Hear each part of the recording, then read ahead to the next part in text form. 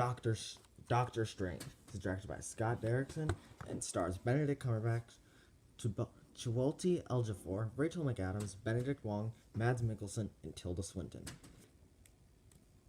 And this is the second movie in Phase 3 and the 14th movie in the MCU. Now, I won't say I wasn't interested in this movie, because I was going to see it, but it was the one that, I don't know, I was the least excited for. Out of all of them, I was more excited for Guardians than I really was for Doctor Strange. I was definitely going to see it, but I just wasn't that into it. But I ended up seeing it, and I enjoyed it a lot more than I thought I knew I was going to enjoy it. I just didn't think I'd enjoy it that much. That'd be like maybe Incredible Hulk levels of enjoyment, but no, I enjoyed this movie immensely. And it is super good. People constantly talk about perfect casting choices for comic movies, and I love to talk about that too, because there's so many actors who are perfectly cast. Tom Holland, Heath Ledger, Robert Downey Jr., Christopher Reeve, those Ryan Reynolds. Those are 5 notable, super awesome castings. But one I really feel they nailed was Benedict Cumberbatch as Stephen Strange. Even looks like, if you look at Stephen Strange in the comic, Benedict Cumberbatch just looks like him. So it worked out really well that they casted him. And I just have to say off the bat, visuals, one of the best visually stunning movies in the MCU to look at. It's like a mixture of Portal, Harry Potter, and Inception, and it's amazing with all the fun of like Guardians of the Galaxy and stuff. But there's still a lot of heavy stuff in it, like Dormammu, who is a standout villain that I hope they bring back, because he is a big level MCU villain that they can't just do a one-off for Doctor Strange. They gotta bring Dormammu back, just saying. This is our introduction of the Time Stone, the Eye of Agamotto, which also gives us one of the best standout scenes, in which Dormammu, I've come to bargain. And he dies a bunch of times, and he keeps saying that. It was a really funny and awesome scene to watch, and I can just sit there and watch Dormammu, I've come to bargain, over and over and over and over again, like I'm in a time loop. Performance-wise, pretty much all of them are good. Mads Mikkelsen has an okay villain, better than some, but not as good as the rest. He definitely has his motivations, just less notable of them, but he definitely has them, and they're there, and I at least remember him as a villain. Unlike some, I don't remember.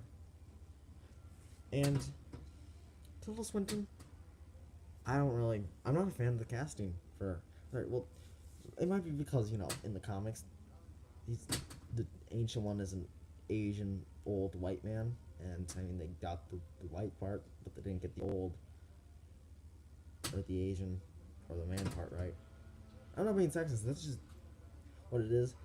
The female thing isn't even the thing that bothered me, to be honest. It was just the race they chose. They could have chosen, an Asian woman. If it was a woman, I wouldn't have cared. I just found them to be Asian and, old. Because, they're the Ancient One. But, you know what? She's fine. Not the best Ancient One, I feel. There definitely could have been better, but she's fine. Chiwetel Ejiofor, I don't even think I'm pronouncing his name right, is super great. He's a standout role in this movie. So is Benedict Wong. But Chiwetel, he just feels more standout, especially for his role that will probably be the second one as a villain. I'm very much looking forward to it because he has motivations too that are set up in this movie, as he's a good guy in this one, and he's got a full character arc, and it's great. So does Stephen Strange. He's probably got one of the most notable character arcs in the first film. Like all MCU characters pretty much have character arcs, just not in their first debut films, except for Tony Stark and Doctor Strange. Both of them get a big character arc, and Ant-Man. Both of them get a big character arc when they start the movie and end it. And most of the time, the characters wait until their second appearance to get their character arc. Captain America actually had his third appearance where he started to get an arc. Hulk had to wait until really uh, the Avengers to get an arc. Spider-Man had to wait until Homecoming to get an arc. So Black Panther was another exception. He got a great arc, and then they just completely trashed his character. I'll get over it. But yeah, for the most part, everyone puts in great performances. Even Tilda Swinton, who I don't think the casting was quite right, but it's not like she was bad in the movie. I'm just not a fan of the casting. Rachel McAdams has a believable romance with Stephen Strange and Benedict Cumberbatch, and I like them together. And that was definitely a highlight of the movie. Like I said, the visuals are outstanding in this movie.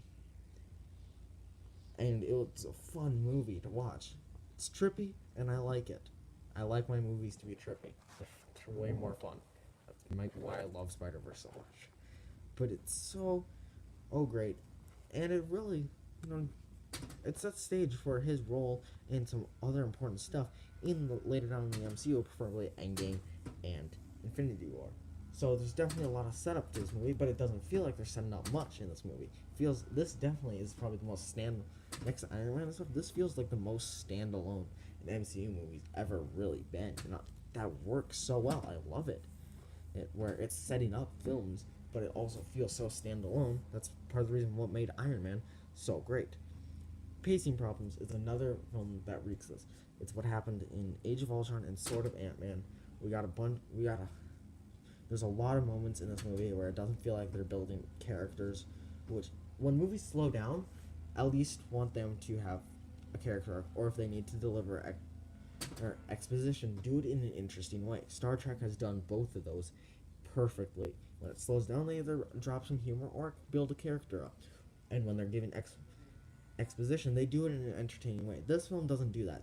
When she wants teaching, she just teaches, which is not how you should deliver exposition. You shouldn't just go like, oh, the Eye of Agamotto, we got it, and we are the Guardians, and these are the Sanctuaries, and we are wizards, and we'll teach you how to do portals, and we have done mystic arts, and we are supposed to be protecting like sanctums, and the Eye of Agamotto, and you, Doctor Strange, have something in you, and it's all that exposition.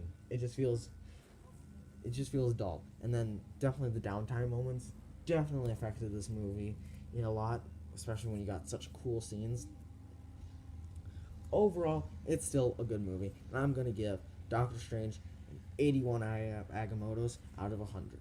Definitely still a good movie.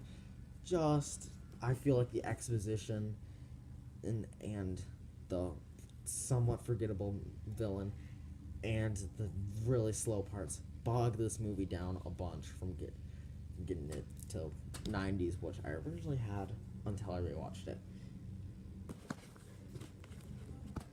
So yeah, Doctor Strange, that's his movie. That's his first film debut, and it's a really good one, and I look forward to his sequel and that probably little appearance he will have in Endgame.